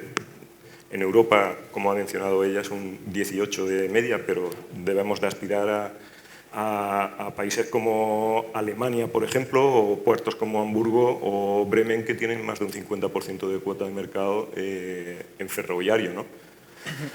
Los puertos son los que están generando el transporte ferroviario de mercancías en España. Concentran alrededor del 65% del tráfico, de las toneladas que se transportan por ferrocarril, vienen de los puertos. Y de esos puertos, solamente 4 concentran más del 60%. ¿Vale? Entonces, los puertos son, pues eso, nodos logísticos que concentran masa crítica suficiente como para que, lo que mencionaba antes de ferrocarril, ¿no?, volumen, planificación, ir de un punto A a un punto B o a un punto C, pues aquí esto es una evidencia, ¿no? Potencial tenemos. Después de las dos primeras partes de la mesa, vamos con el tercer tiempo. Un segundo, si me disculpáis, porque me tengo que ir ya. Vale. Y se lo agradezco, pero quería hacer una mención especial a lo de los ecoincentivos. A ver, los ecoincentivos son fundamentales, ¿vale? El problema es que, sino que ahora están enfocados a las empresas ferroviarias, ¿vale?, porque su situación era muy crítica, es decir, la tendencia era desaparecer por toda la situación que se llevaba de paralización de la industria, como hemos visto antes y tal. Lo que hay que hacer es no solo dar esos incentivos a las empresas ferroviarias, sino orientarlos también a los cargadores, porque luego trasladar eso a los cargadores es muy difícil. ¿Vale? Entonces, están bien y desde luego son fundamentales para incrementar esa cuota intermodal, pero es necesario, además de a las empresas ferroviarias, que vayan orientados también a los cargadores, a las empresas que son las que tienen la carga y valoran si me voy por carretera, me voy por ferrocarril, a una mezcla o depende de destinos puedo elegir para una mayor competitividad. ¿Vale? Así es, en el marítimo se está enfocando a las empresas de transporte ahora, por ejemplo, ¿no? En el Source Shipping se plantea a los dos, a lo que es la parte del armador y a lo que es la parte del cargador. Claro. ¿Vale? Entonces, están teniendo una mejor aceptación y un mejor incremento de eso. ¿Vale? Y sintiéndolo mucho, me tengo que ir agradeciendo la invitación y esperando volver pronto con mayor tiempo. Muchas gracias, Yolanda. Gracias.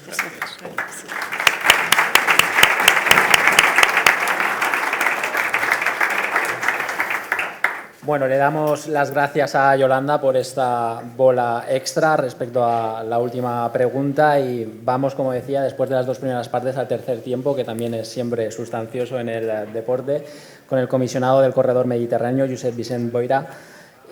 Josep Vicent, no sé si será posible, pero le voy a pedir que nos concrete en un porcentaje en qué estado está ahora mismo la obra del Corredor Mediterráneo, los avances. ¿Podemos ponerle un porcentaje? ¿Podemos marcarle una cifra?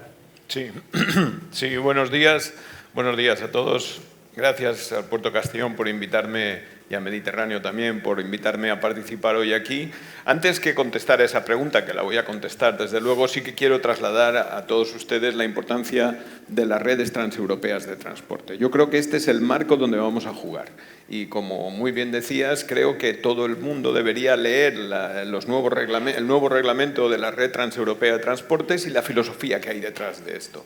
Claramente hay una consideración de que el futuro de la logística, del transporte de personas, del transporte de mercancías en Europa va a desarrollarse dentro de este reglamento. Este será las reglas de juego, este será el campo de deportes, este será y habrá un árbitro que será la Comisión Europea, que va a tener cada vez más importancia en el transporte. Estamos dando un paso hacia la europeización de las infraestructuras nacionales y también, hasta cierto punto, de los negocios a los que estábamos acostumbrados. Con lo cual, estamos a las puertas de un cambio sustancial, especialmente para la península ibérica, porque, como muy bien has dicho, nosotros jugamos con una red en ancho ibérico que no nos favorece. Y, por tanto, trasladarles la importancia de este nuevo reglamento que, como muy bien has dicho, acaba de ser votado en el Parlamento Europeo y aprobado por el Consejo de la Unión Europea inmediatamente, pues, cuando se entrará en vigor. Dicho esto, el corredor mediterráneo que pasa por Castellón es uno de los 9 grandes corredores de transporte transeuropeos y esto a veces lo perdemos de vista. Perdemos de vista que estamos en un buen sitio, estamos bien colocados desde el punto de vista logístico y muchas veces nos hemos quejado de que los procesos pasan de nosotros, pero en este caso estamos bien situados en tiempo y en espacio. Así que es fundamental desarrollar este corredor mediterráneo para personas y logística. ¿Cómo está en estos momentos el corredor mediterráneo? Yo quiero recordar que mi competencia como comisionado del corredor del Gobierno de España lleva desde Algeciras hasta la frontera francesa, por tanto hay tramos realmente dispares en cuanto a ejecución, pero lo que sí que puedo decir es que todo el corredor mediterráneo prácticamente está en obras o está finalizado. Esto es un elemento que quiero trasladarles a todos ustedes. Por tanto, que todo está en obras a veces lleva también sus problemas porque va también a generar sus situaciones. Pero les puedo anunciar y les puedo decir hoy aquí, en una cifra que me acaban de pasar esta mañana, que hemos llegado ya a más de 6.300 millones de licitaciones y hemos sobrepasado los 5.100 millones de adjudicaciones en el corredor mediterráneo en estos últimos 6 años, desde el año 2018. Ya tenemos ahí un titular, a ver si podemos sacar otro, por lo que comenta de todas las obras que hay en marcha y algunas de ellas ya finalizadas. ¿Cuáles son en este momento los principales retrasos o cuellos de botella con los que se están encontrando? No, bueno, efectivamente, no es que tengamos cuellos de botella, es que el gran problema del corredor mediterráneo es, y lo intentaré explicar de una manera que yo mismo lo pueda comprender, y de hecho así a veces lo explico porque me parece que es la manera más visual, es, imagínense ustedes que queremos reformar el piso de nuestra casa, que decía el profesor José María Oquén, que este piso en el que vivimos queremos reformarlo, pero no queremos salir de ese piso. Y por tanto vamos a vivir dentro de ese piso mientras hacemos la reforma de la cocina, del baño y del comedor. Esto es lo que estamos haciendo en el corredor mediterráneo, porque no podemos cerrar el corredor mediterráneo al uso y al servicio. Si lo pudiéramos cerrar, probablemente en poco tiempo lo podríamos reformar. Pero como que tenemos que reformarlo, adaptarlo a los estándares europeos, mientras lo estamos usando, porque no podremos cerrarlo, pues entonces esto genera molestias. No es un cuello de botella, es un elemento estructural. Así que yo diría que esta es un poco la situación en la que nos encontramos. Y si me permites, algo que también quiero trasladarle, porque también lo tienen a la puerta y podemos hablar de esta cuestión, que es el cambio de ancho ibérico a ancho internacional. Esto no ha pasado nunca en España. Es un momento pionero, lo estamos viendo por primera vez en España que un tramo de ancho ibérico pase directamente a ancho internacional. Es evidente que los AVEs se han construido en ancho internacional directamente desde el principio, ¿no? Pero esto es un ancho ibérico que pasa directamente a ancho internacional. Es la primera vez en la historia ferroviaria española que ocurre un cambio de estos. Y Josep Vicent, por aterrizar esto, ¿qué consecuencias operativas tiene esto que acaba de comentar? Pues muy sencillo, que desde cualquier lugar del corredor mediterráneo podremos poner un tren a cualquier parte de la Unión Europea, a cualquier parte del continente europeo. Esto, que parece tan sencillo, pues hasta ahora es imposible. Hay que recordar que el primer tren que salió del puerto de Barcelona, que es el único que tiene acceso ferroviario hoy al ancho internacional y que pasó de Lyon hacia el norte, fue en septiembre del 23, no hace 100 años. En septiembre de 2023.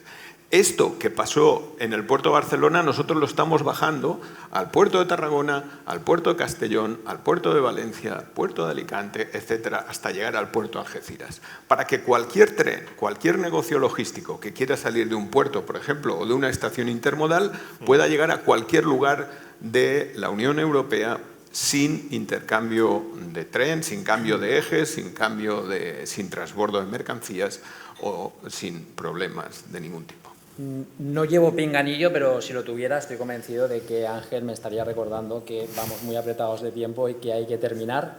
Voy, no obstante, a intentar sacarle un último titular.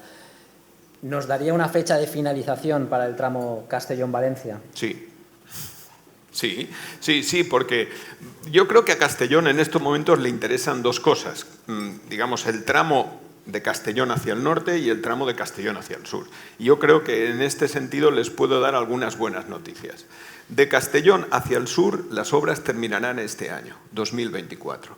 En el 2024, desde Castellón hacia el sur, ya tendremos la segunda vía en ancho internacional y probablemente en el año 25 pueda estar ya operativo, porque tiene que entrar, lógicamente, la Agencia de Seguridad Ferroviaria a establecer la autorización para el uso de esta vía, con lo cual lo tenemos ahí ya. Las obras están al 98%, es decir, que nos queda prácticamente rematar este acceso de Castellón hacia el sur, con lo cual ahí vamos a tener Castellón, Puerto Sagunto, Puerto Valencia conectados a la red, aunque no sea estrictamente operativa, porque nos faltará la zona norte. Pero de Castellón hacia el sur, 2024-2025, de Castellón hacia el norte, las obras finalizarán, ese es el esquema que nosotros tenemos, en el 2025, con la idea de que en el 2026 pueda ponerse en servicio. Eso, como muchas veces digo, no es una evolución en la logística para Castellón, es una revolución.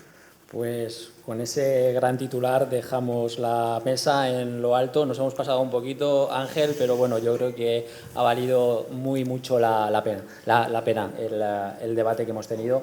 Seguro que hay más preguntas que me hubiese gustado hacerles, pero bueno, como vamos tan cogidos de tiempo, continuamos adelante con la jornada. Muchas gracias. Gracias. Muy bien.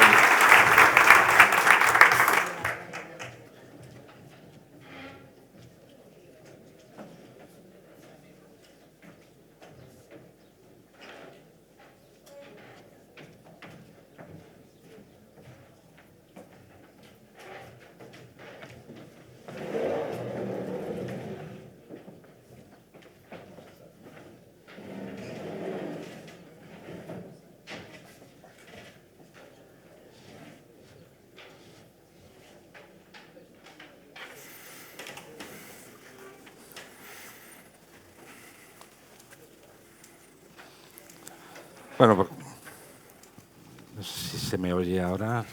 Sí. Pues continuamos con la jornada y lo hacemos con un breve coloquio. Serán 15 minutos, lo prometo, Rubén, que el presidente del puerto tiene unos compromisos ineludibles que atender y tiene que viajar. O sea que entonces te voy a robar 15 minutos.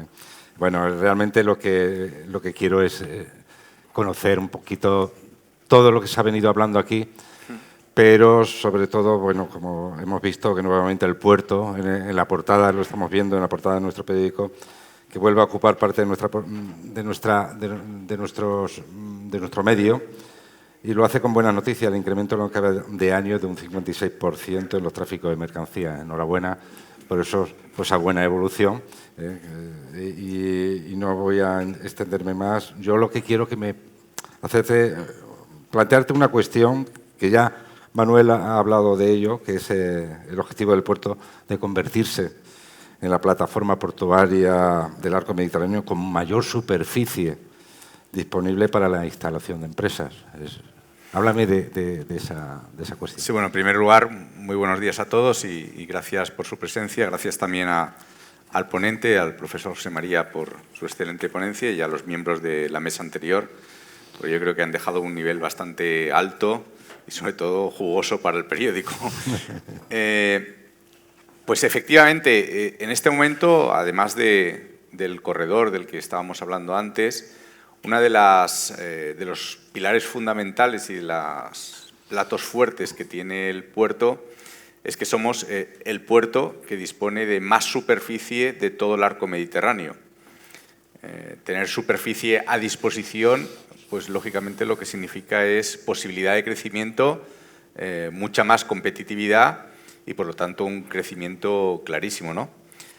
Ahora mismo nosotros vamos a convertir la lámina de agua existente en la Dársena Sur, en el muelle de Costa Sur, en terreno.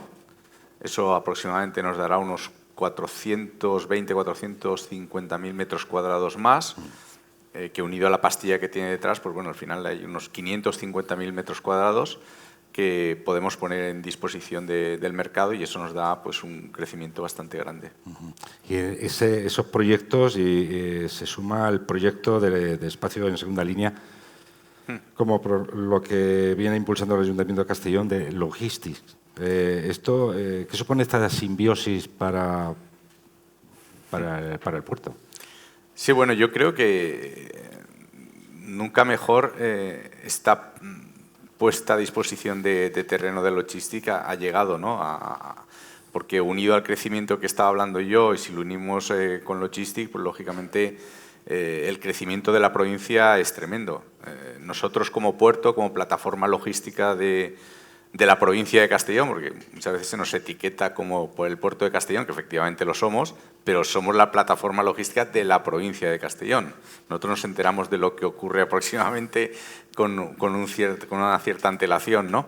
Pero bueno, yo creo que en este caso el Ayuntamiento de Castellón y la Generalitat Valenciana pues, nos ponen ahora más que nunca una oportunidad tremenda de crecimiento a nivel industrial de la provincia de Castellón con Logistics. Logistics va a ser un antes y un después en la configuración del crecimiento de la provincia de Castellón. En esa proyección del puerto soy bastante ambicioso. Estamos hablando de diversificar tráfico y atraer nuevos mercados, entre ellos los cereales, pues que sea punto de referencia. También hablan de convertirse en hub de energía eólica, marina.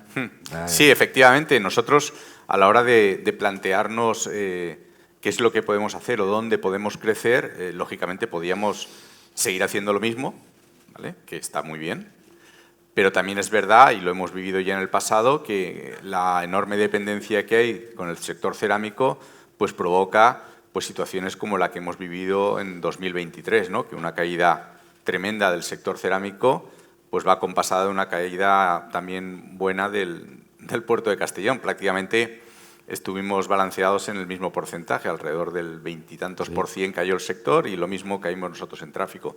A partir de ahí, nuestra visión estratégica, ¿cuál es? Abrirnos a nuevos mercados. El cereal en este momento es una oportunidad porque prácticamente pues, se está realizando de una forma profunda en el puerto de Tarragona y después tienes que irte a Cartagena. Yo creo que nosotros podemos estar ahí. Me atrevería a decir que debemos estar ahí, ¿vale? Porque además la importación de cereal con el cambio climático, con la situación en la que estamos, va a seguir creciendo, ¿vale? Porque en tiempos de sequía hay mucha demanda de importación de cereal. Por lo tanto, es una oportunidad y creo que teniendo terreno a disposición debemos abordar ese punto. Y después, por supuesto, la eólica offshore, la eólica marina, que es el componente fundamental sobre el que se sustenta el crecimiento de este muelle que estaba hablando antes, de esos 420.000 metros cuadrados. ¿Por qué? Pues porque, en primer lugar, queremos intentar ser destinatarios de unos fondos que esperemos que salgan a la mayor brevedad por parte de Puertos del Estado, y donde, de alguna forma, yo creo que estamos en una disposición enorme dentro de la ventana de Mediterráneo para ser el puerto de referencia en esta materia. Y así nosotros estamos convencidos y así lo queremos hacer. De hecho, en el próximo consejo de este mes, del día 28, vamos a aprobar una declaración en la cual se va a exponer a boletín oficial el interés para que todas las empresas que quieran participar en el desarrollo de esa eólica marina pues puedan presentar sus proyectos. Usted, en los premios Faro ya anunció unos proyectos de inversión muy importantes, 760 millones hasta 2028. ¿Dónde van a centrar? Bueno, es colaboración público-privada. ¿Dónde van a centrar ese esfuerzo inversor? Bueno, el nudo gordiano de la inversión, obviamente, y se ha comentado aquí, una parte importante está en el ferrocarril, lógicamente. Nosotros, aunque yo digo, el ferrocarril, la intermodal, es de la valla hacia afuera del puerto, pero la pagamos nosotros, ¿no? Entonces, es inversión nuestra. El ferrocarril es una de las patas fundamentales. La segunda es el desarrollo de la eólica marina, de la zona de la eólica offshore que estaba comentando. Eso unido a importantes proyectos empresariales que van a pivotar entre el puerto y la zona de logistics. En concreto, hay del orden de 3-4 proyectos de una importante envergadura económica para el desarrollo de la provincia de Castellón, que va a ser un mix entre logistics y puerto de Castellón. Desde que tomó posesión del cargo de presidente de la Autoridad Portuaria de Castellón, ha insistido en numerosas ocasiones de que Castellón debe ser el puerto de referencia de la cerámica. ¿Sigue insistiendo en eso? Sí, bueno, pero es que es de cajón, pero si no me lo solamente permite. de importación, de exportación. Yo creo que ningún castellonense le entra en la cabeza que nosotros, que somos unos tremendos defensores de la cerámica, de nuestro tejido productivo, que yo siempre digo que es que el puerto tiene piel cerámica, ¿no? Nosotros somos los grandes receptores de las materias primas de la cerámica como puerto. Prácticamente, me atrevería a decir, en torno al 80-90% de la materia prima del sector cerámico pasa por el puerto de Castellón. Pero, sin embargo, el producto terminado no. Y claro, el producto terminado lo tenemos a escasos kilómetros. Te puedes ir a la zona de Villarreal, de Honda, el de Triángulo Alcora, Azulejero lo tenemos a pocos kilómetros. Nada. Entonces, pensar que el producto terminado no salga por el puerto de Castellón, pues en este momento es una situación difícil de entender, ¿no? Y nosotros precisamente estamos dando pasos para que eso sea posible. Nosotros queremos ser el gran exportador del sector cerámico desde Castellón. ¿Y qué va a representar la recuperación de MSC, de una gran naviera como en este caso? Bueno, en primer lugar, lógicamente, lo que supone es resolver una anomalía que duraba 4 años, ¿no? Y, en segundo lugar, lo que supone es precisamente dotar, entre otros, al sector cerámico de herramientas. Sector cerámico que una fábrica de Honda carga en un camión, se va hacia el puerto de Valencia con un sobrecoste. Sector cerámico, aproximadamente, el cargar las mercancías desde el Triángulo Azulejero y llevarlo al puerto de Valencia le cuesta entre 30 a 40 millones, depende del porcentaje de carga de cada año, ¿no? Pero 30 a 40 millones más de sobrecoste. Pues bueno, y al final, posiblemente, esa carga va a ir en un buque de esta naviera. Pues nosotros lo que hemos hecho es traer la naviera a casa. Es decir, solo tienen que venir, hacer un corto trayecto y poder cargarla aquí esa mercancía. Con lógico beneficio para la estiba. Hombre, lógicamente, porque de hecho el contenedor utiliza mucha mano, se hacen muchos jornales. Ayer, precisamente, esta mañana ha salido el segundo barco de la escala de MSC, ya ha venido 2, creo que son 32 o 36 escalas en lo que queda de año. Y lógicamente pues se ha disparado los jornales de la estiba. Lógicamente la mercancía general y el contenedor en particular es donde tenemos un margen de crecimiento muy grande en el puerto de Castellón. ¿Y cómo van sus relaciones con la pesca? Con la pesca, ¿no? Pues la verdad es que tenemos una muy buena relación. Están pasando un momento ciertamente complicado el sector pesquero, pero nosotros a nivel de relaciones muy bien. Estamos ahora abordando el proyecto de remodelación de la fábrica de hielo, que posiblemente lo hagamos con un mix de una remodelación también de la lonja, porque se ha quedado sobredimensionada. Y bueno, estamos hablando con ellos, estamos desde el diálogo pues diseñando una nueva zona pesquera que yo creo que sea más acorde a los tiempos actuales. Y en la baza esa de los cruceros de lujo, como este año se ha dado un paso importante. Sí, bueno, este año y el año que viene y los próximos años. Nosotros en el tema de cruceros somos pues un puerto bastante modesto y nuestras ambiciones son muy limitadas. ¿Es interesante el crucero? Pues es interesante desde el punto de vista de la interacción puerto-ciudad y además somos una provincia muy turística y yo creo que tenemos que expandirnos y darnos a conocer. Ahora bien, el tamaño del crucero, que por cierto ahora todo el mundo quiere el tamaño del crucero que tenemos nosotros, pero bueno, cuando traíamos estos barcos medianos nos criticaban porque eso no era un crucero y ahora que nadie quiere barcos grandes y todos quieren medianos, parece que los cruceros eran lo que ya traíamos aquí, pero bueno. Nosotros vamos a seguir trabajando en el crucero mediano, que es un crucero además con un pasaje con un alto poder adquisitivo, porque son pasajes caros, ¿vale? Y que han demostrado en el que vino en el mes de mayo, pues además que ha sabido diversificarse a lo largo y ancho de la provincia. Creo que fueron más de 20 excursiones a diferentes puntos de la provincia las que se realizaron. Por lo tanto, pues dejaron también recursos económicos a favor de la provincia. No le preguntaré por el hub tecnológico, porque lo dejaremos para otra ocasión. Bueno. Pero sí le voy a preguntar, como para cerrar, usted está empeñado en fortalecer los puntos de unión entre ciudad y puerto. Y sé que está en esa faena. ¿Qué avance ha habido? Sí, bueno, uno de los grandes compromisos y aparte pues está dentro de nuestro propio proyecto, ¿no? Como puerto y como también dentro del proyecto que tiene Puertos del Estado es favorecer esa relación puerto-ciudad.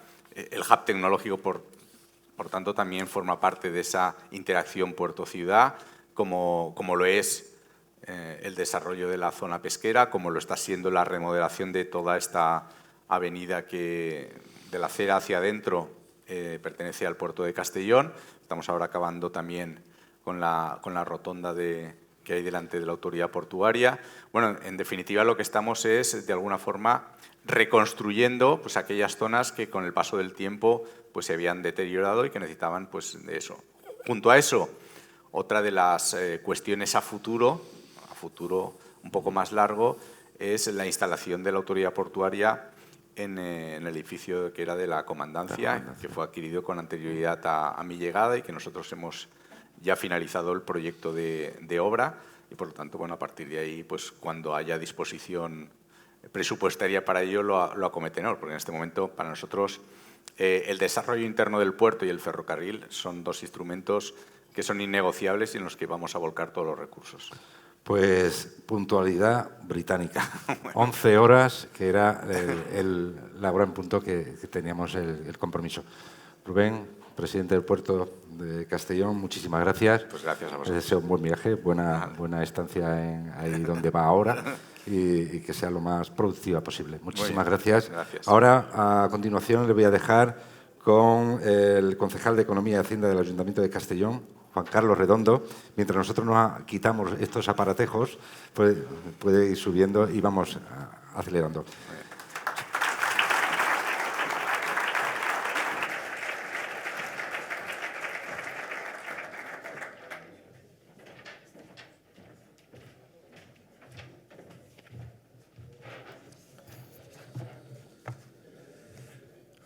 Presidente de la Autoridad Portuaria, antes de que se vaya usted, director del periódico Mediterráneo, ponentes y resto de participantes de esta jornada, amigos, buenos días a todos. Prometo ser breve.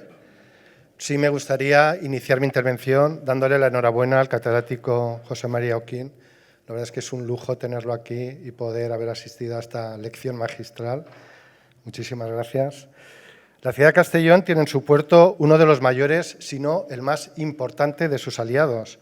Una relación histórica y estrecha que es clave para entender gran parte de la prosperidad de nuestra ciudad, de la generación de actividad económica y también de empleo en nuestra capital y también, como ha dicho Rubén, de nuestra provincia durante este último siglo. Una conexión que, como sabemos, no siempre ha sido tan fluida y fructífera como lo es ahora, incluso teniendo que sufrir en una época la división física, como todos sabéis, entre la zona portuaria y el Grao de Castellón. Por eso hay que valorar en su justa medida la coyuntura de la que podemos disfrutar hoy, donde Castellón mira a su puerto y el puerto mira a Castellón de tú a tú. Hoy se ha hablado aquí de todo, de Castellón, del puerto, de infraestructuras, de conectarse al futuro y yo diría también de conectarse al presente. Desde el equipo de gobierno del Ayuntamiento de Castellón tenemos una estrategia trazada que es muy clara, que es el progreso económico y el bienestar de todos nuestros vecinos. No es menos cierto que muchas veces esta estrategia, que en nuestro caso lidera nuestra alcaldesa Begoña Carrasco, puede encontrarse con ciertas dificultades o coyunturas que no permiten lograr esa meta con la rapidez que nos gustaría. Y esto también lo ha sufrido Rubén con las crisis energéticas, las guerras y las pandemias. Nadie estamos a salvo de estas circunstancias en un mundo global como el nuestro que afecta de manera directa a todo lo que pasa en nuestro puerto. Porque el puerto es una ventana al mundo, yo diría un punto de encuentro, intercambio prácticamente de todo el planeta.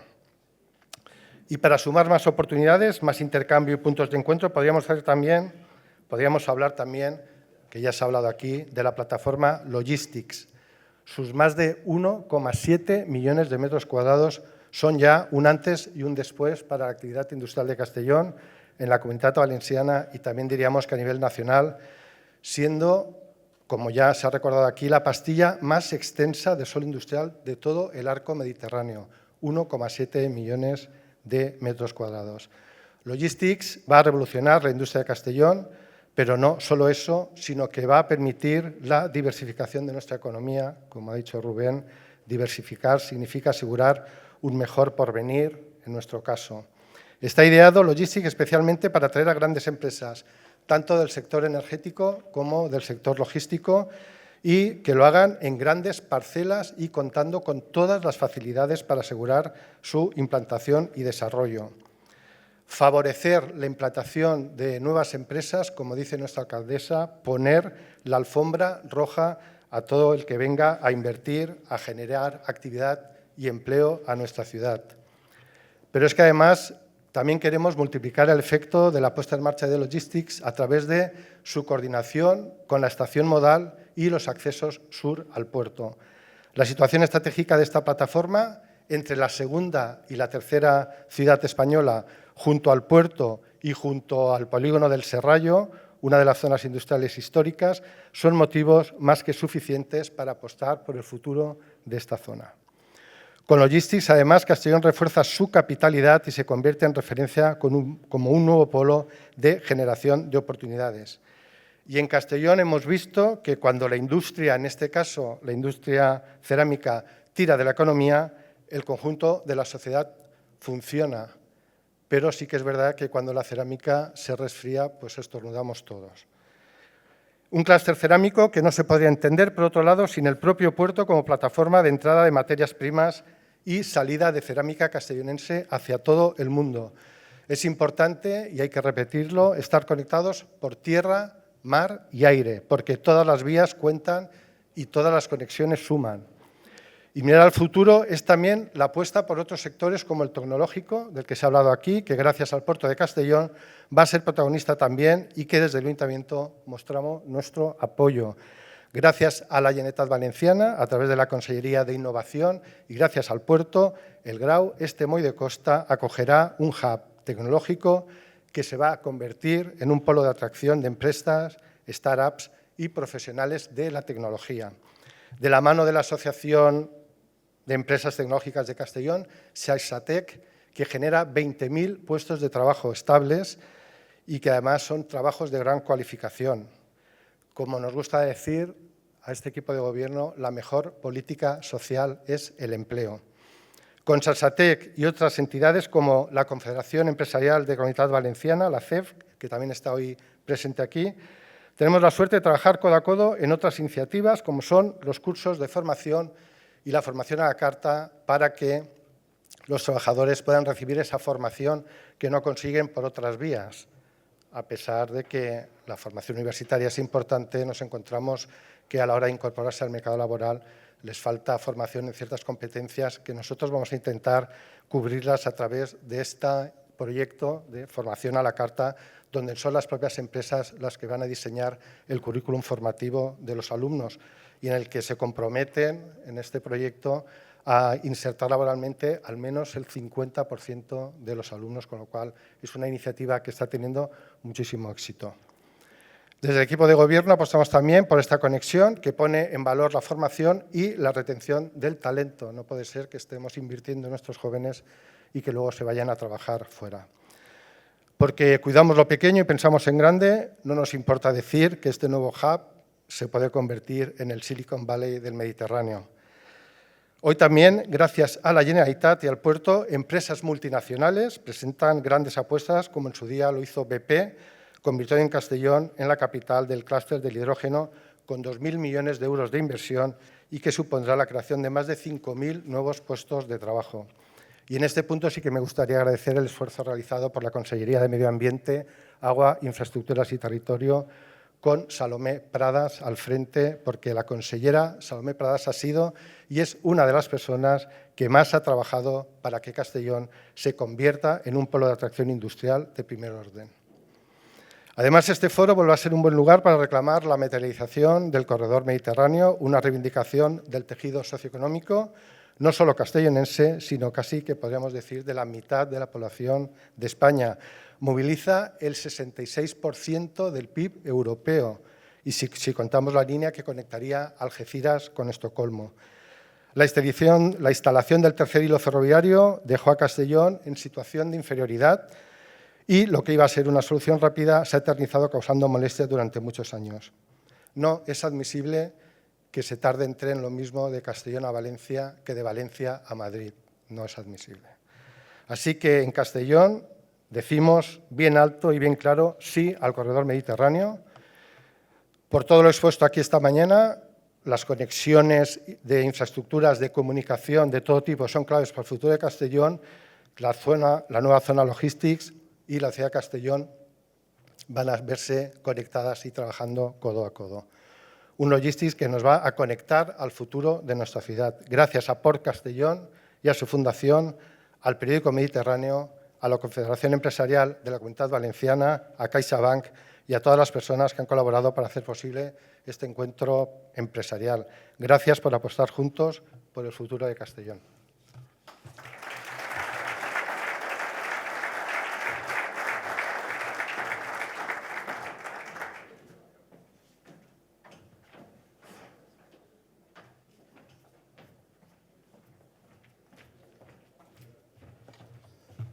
Pues hasta aquí hemos llegado. Gracias a todas y todos por estar ahí.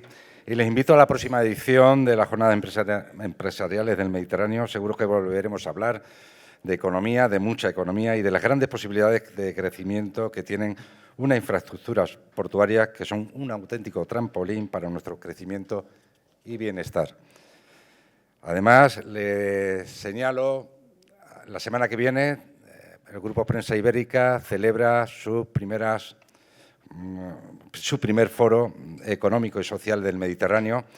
Les aseguro que es una oportunidad única para encontrar en un gran foro, en un gran evento, digamos, a lo más granado de toda la economía y empresas del arco mediterráneo.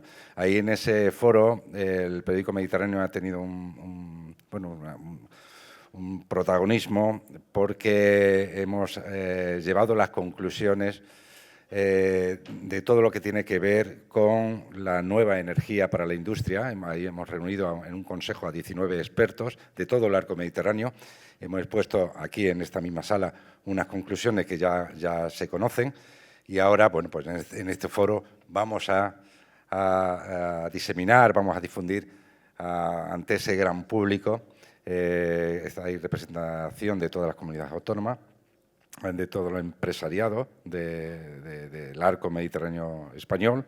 Y bueno, pues esperemos que encontrarnos allí. Ya les digo, muy recomendable acudir. Yo les invito y seguro que les habrá merecido la pena. Muchísimas gracias.